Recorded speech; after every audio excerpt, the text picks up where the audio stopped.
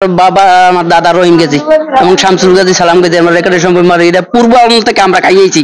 যখন এই আওয়ামী লীগ ছিল তারা ওই আওয়ামী লীগ করার পর এই জমিটা জোর জুলুম করে আমাদের প্রতিদিনের খাইছে।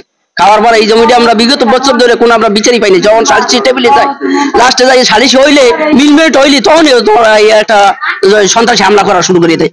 এই সন্ত্রাসী হামলার কারণে আমরা এই সালিসি যাওয়ার কোনো বিল বার্তা পাইনি, প্রতিবাদ পাইনি কোনো।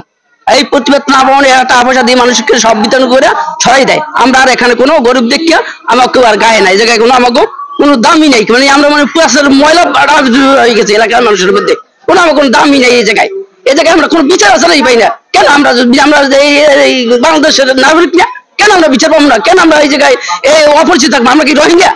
আমরা বাংলাদেশের নাগরিক, কেন বিচার পাই না? কেন এই লাস্টের পরে এই বিচারগুলো ভাঙে দেয়? কেন এইগুলো করে? এদেরকে এই বিচারগুলো আমাকে এই আমরা সুষ্ঠু বিচারের জন্য এটা আহ্বান জানাইছি। আর বিগত বছর যে এই ঝামেলাটা করছে এরা এই আমলিক জোর জোর করে খাইয়া আজকে আমাদের এই এখনো এই পর্যায়ে করতে আছে। তাহলে সালিসি ঝামেলা হয়েছিল, সালিসি যখন একটা মীমাংসা দিতেছে লাস্ট দেখতে পাচ্ছে সবাই মীমাংসা দিয়ে কইছে যেন এটা আড়ানি এটা নিবি, ওরা খাইবে, আড়ানি এটা ওটা খাইবে। যখন মামলা শেষ হইবে যে পাইবে সে নিয়ে যাইবো। এই সালিসি না মানা নয়, ওরা এই সালিসির উপরে আমার উপরে আক্রমণ করা শুরু করে দেয়। আমরা মানি না, এই ইউনিট কাজে গ্রুপ শুরু করে দেয়। এর পাশে এইবারে কালাপাতা মুকুল আর জসিম এই সহযোগিতা করে। এই সহযোগিতার কারণে আমাদের উপর গুরুত্ব আঘাত করে। দাও বডি লইয়ে জানে যা পরে সবাই লইয়ে আসে। তারা আসলে ওই তারা ভাড়া করে নিয়ে আইছে, ওরা ভাড়া করে ইউনিট কাজে ভাড়া করে নিয়ে আইছে, টাকা দিয়ে ভাড়া করে নিয়ে আইছে। যখন আমরা তো পারবো না, তোরা আমার থাক সন্ত্রাসগিরি করে টাকা দিয়ে ভাড়া করে নিয়ে আইছে। আমাদের মারিছে যাই হইলেন জসিম এবং কালাপাতার ভাই মুকুল, আর যাই হইলে ইউনুস গাজীর পোলা নাজমুল, আর যাই হইলে ইউনুস জিলাম আর ইউনুস গাজী, আর যাই হইলে ওই ইউনুস গাজীর সহকারী লোকগুলো যারা আছে মহিলারা যারা আছে এই কাজগুলো। প্রথম সালিশ হয়েছে যাই এটা হইলে আপনার জানুয়ারি 5 তারিখ জানি সালিশি হয়েছে আমার মনে নেই। তারপর আবার একটা তারিখ দিয়েছে ফেব্রুয়ারি। সালিশিটা মনে হয় প্রায় 15 দিন হয়েছে, পিছিয়ে হয় 15 দিন হয়েছে পিছিয়ে সালিশি তারিখ দিয়েছে। সালিশিটা করছে কাজী বশির মাহবুব হালাদার এবং যাই হইলে কালাম গৌর হালাদার, কালাম কল্যাণ, আর যাই হইলে মহিন মেম্বার এবং আরো আছে যাই হইলে অলি মেম্বার, আবার মনিন মেম্বার, ইউপি সদস্য মনিন মেম্বার। হে হইলে এটার মূল গুরুত্ব।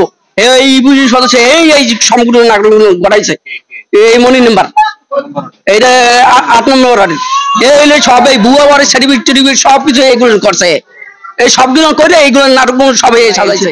রায় হওয়ার পর ওরা এই কাজগুলো করার পর ওই সালিশি সব মিটমেট হয়ে গেছে। হওয়ার পর লাস্টে কইছে তোমাকে কইলাম এটা মিটমেট হয়ে গেছে, তোমরা কেন মানো না? এইটা না মানার কারণে পরে যাইয়া ওরা এটা মুখে কি লিখিত হয় না, মানে লিখিত হওয়ার আগে এই কাজটা বেজে গেছে।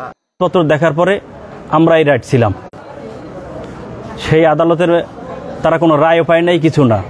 ৭৬ সনে এই দলিলটা করছে আমার বাবা। পরে আমরা সেই থেকে খাইতেছি, সেই থেকে আমরা খাইতেছি, তার জয়নবের ছেলেরাও দিয়ে গেছে। এই আদালত যেহেতু চলে সবাই আটানি আটানি করে খাইবে।